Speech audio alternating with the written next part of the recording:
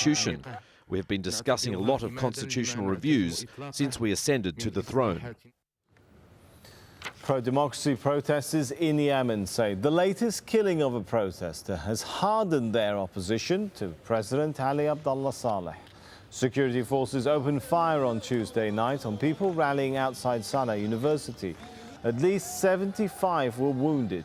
The government says its action was prompted by the discovery of a cache of weapons.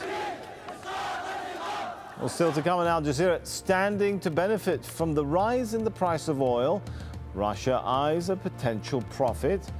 Plus, why there's a push in California for yoga to be recognized as a tradition and not a craze. Stay with us.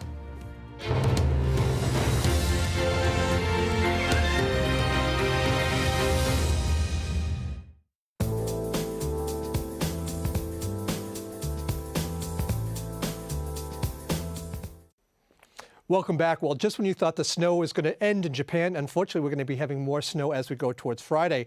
Take a look at the forecast map for Thursday. You notice that we have some snow here for the northern parts of Japan. Well, as we move forward one day, you notice that more snow is actually coming into the forecast, as well as some heavy rain along that western coast. So Tokyo, you're going to be seeing a fairly nice day, but Osaka, you're going to be getting some rain showers into your forecast, about 8 degrees for you. The Korean Peninsula, though, looking quite nice with temperatures for Seoul at 9. Pyongyang, about 6 degrees for you.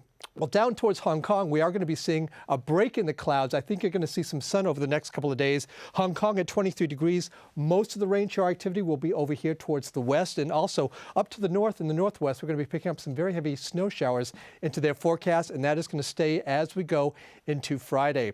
Down towards Australia, well, that's going to be a big story there. We have a lot of flooding going on. This has been a big problem over the last several weeks. We're looking at this area of low pressure still spinning really in the same location that we've had over the last couple of days.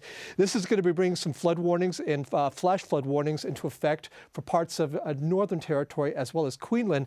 Down towards the south, Sydney looking quite nice at 28, as well as Adelaide looking nice at 26.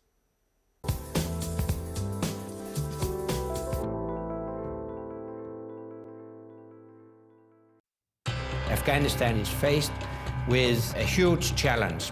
Relations have gone really sour between us and our allies.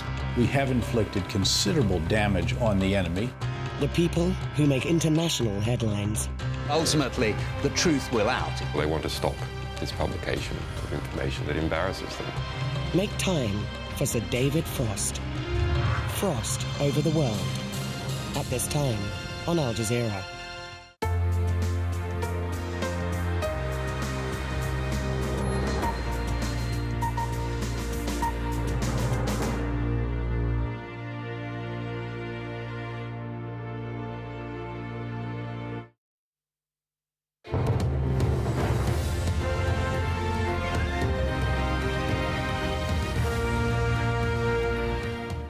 Welcome back. Let's recap the top stories here in AlJazeera now. Forces loyal to Muammar al-Gaddafi have launched airstrikes against rebels in the town of Ras Lanuf. Dozens of people are reported to have been killed and 2 oil installations have been hit. Well, both sides are claiming successes in a zawiya where some 40 people are believed to have died in Wednesday's fighting alone. Diplomatic war is being waged too. Senior representatives of Gaddafi's government have been sent to Egypt, Portugal and Belgium on a series of diplomatic missions. And renewed violence in Egypt has been blamed on loyalists of the former regime. Protesters were attacked in Cairo's Tahrir or Liberation Square, where they're pressing for political reform to be sped up. Mukhairi Fawzi is a member of the opposition forces and currently on the outskirts of Ras Lanuf.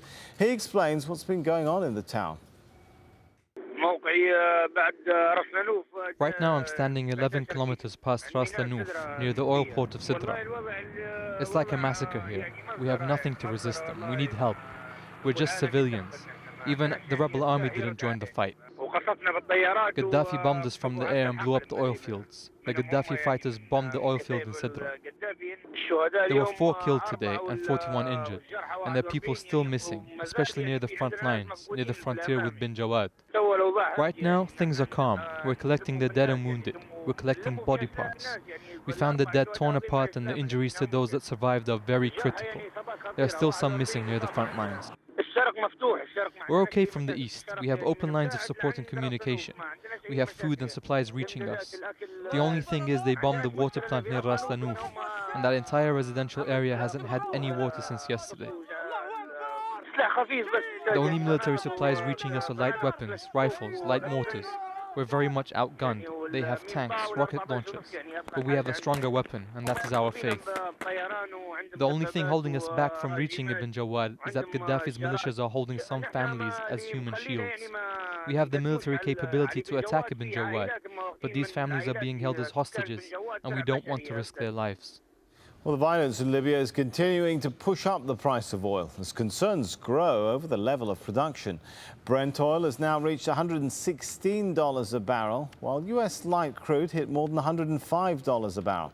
Libya's top oil official announced output has been cut to about 500,000 barrels per day from more than 1.5 million. Shukri Ghanem added that many foreign and local workers had left the oil fields. But there are countries who look set to benefit from the price inflation, not least Russia. Neve Barker has the story from Moscow. Oil markets are nervous places at the moment, and Russia is no exception. The race is on to find regions promising a reliable supply. In Europe, the price of Brent North Sea crude oil spiked at $119 a day at the end of last month. While in recent days, US light sweet crude peaked at almost $105 a barrel, the highest in 2.5 years. Though Saudi Arabia has promised to make up for any shortages, that hasn't cut prices much. Now Russia has offered a cheaper alternative. Shares at Russian energy firms Gazprom, Rosneft and Lukoil have traded at a 40% discount for major Western oil companies like Exxon, Chevron and ConocoPhillips. It seems that investors are really thinking that, first of all, this is a significant move in the oil price, not just a one-day spike. The higher prices go up, the higher oil price go up, then the more profits Russian companies will be making.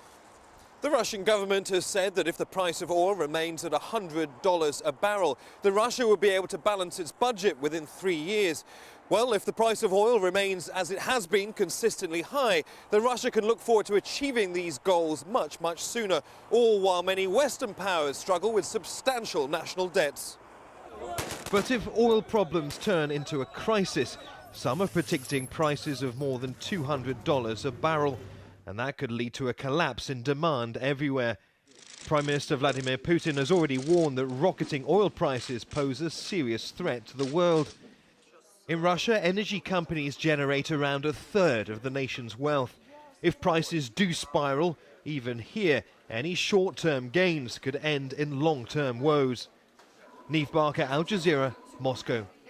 Well, to Tunisia now, where a court has dissolved the political party of ousted President Zain al-Abidine Ben Ali.